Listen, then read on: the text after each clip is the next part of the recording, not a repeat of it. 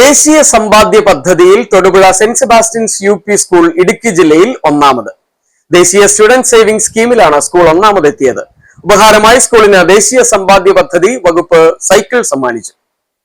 ദേശീയ സമ്പാദ്യ പദ്ധതിയായ students saving സ്കീമിൽ ഇടുക്കി ജില്ലയിൽ ഏറ്റവും കൂടുതൽ തുക നിക്ഷേപിച്ചത് തൊടുപുഴ സെന്റ് സെബാസ്റ്റ്യൻസ് യു.പി. സ്കൂളാണ്. ഇതിന്റെ ഭാഗമായി ദേശീയ സമ്പാദ്യ പദ്ധതി വകുപ്പ് നൽകുന്ന പാരിതോഷികമായ സൈക്കിൾ സ്കൂളിന് സമ്മാനിച്ചു. Deputy director of education Shaji S, assistant educational officer Bindu K, Santhosh Antony, assistant director of national officer saving scheme Idukki എന്നിവർ ചേർന്നാണ് സൈക്കിൾ സമ്മാനിച്ചത്. സമ്പാദ്യശീലം എന്ന് പറയുന്നത് നമ്മൾ വീട്ടിൽ നിന്ന് തുടങ്ങുന്നതാണ്. ഇപ്പം നിങ്ങളൊക്കെ വഞ്ചിയിൽ പൈസ ഇട്ട് ഇങ്ങനെ കരുതി കൂട്ടി വെച്ച് ഒരു വർഷം കഴിയുമ്പോൾ ആ പൈസ എടുത്ത് എന്തോ ചെയ്യുക, എന്തോതിനാ ചെലവഴിക്കുന്നത്? കൈ പൊക്കിയവരെന്ന് പറഞ്ഞ് എന്തോതിനാ ചെലവഴിക്കുന്നത്? ആ ഓരോ ആവശ്യങ്ങൾക്ക് ചെലവഴിക്കും അല്ലേ? അപ്പൊ നിങ്ങൾ വീട്ടിൽ സമ്പാദ്യശീലം വളർത്തുകയാണ്. അതുപോലെ തന്നെ ഈ ഗവൺമെന്റ് തലത്തിൽ തയ്യാറാക്കിയിരിക്കുന്ന ഒരു പദ്ധതിയാണ് ഈ ദേശീയ സമ്പാദ്യ പദ്ധതിയിൽ.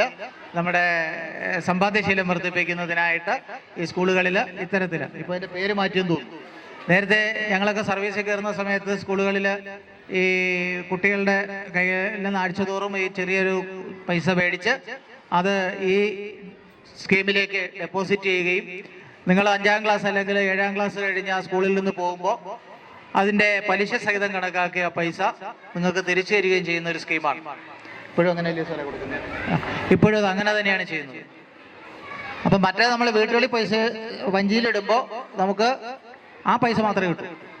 ഈ സ്കീമിൽ പൈസ ഇടുമ്പോൾ അതിനോടൊപ്പം ഒരു ചെറിയ പലിശയും കൂടെ കിട്ടും. അപ്പോൾ നമ്മൾ ഇടുന്ന തുക കുറച്ച് കൂടുതൽ തിരിച്ചു കിട്ടും. അപ്പം അത് എല്ലാവരും ആ ഒരു പദ്ധതിയിൽ അംഗമാകണം. നമ്മുടെ ഇടുക്കി ജില്ലയെ സംബന്ധിച്ച് അതിൻ്റെ കണക്കെടുത്തപ്പോൾ 3 സ്കൂളുകളാണ് കൂടുതൽ സമ്പാദ്യ പദ്ധതിയിൽ ചേർന്ന 3 സ്കൂളുകളാണ്. അതിലൊന്ന് പൂമാല സ്കൂളാണ്. അതിന് കഴിഞ്ഞ ദിവസമാണ് ഇതുപോലെ ഒരു മെറിറ്റ് അവാർഡ് കൊടുത്തത്. രണ്ടാമത് നിങ്ങളുടെ സ്കൂളാണ്. 3 അടിമാലി ഭാഗത്തുള്ളൊരു സ്കൂളാണ്. അപ്പോൾ ആ 3 സ്കൂളുകളെ അതിനകത്ത് വന്നിട്ടുള്ളൂ.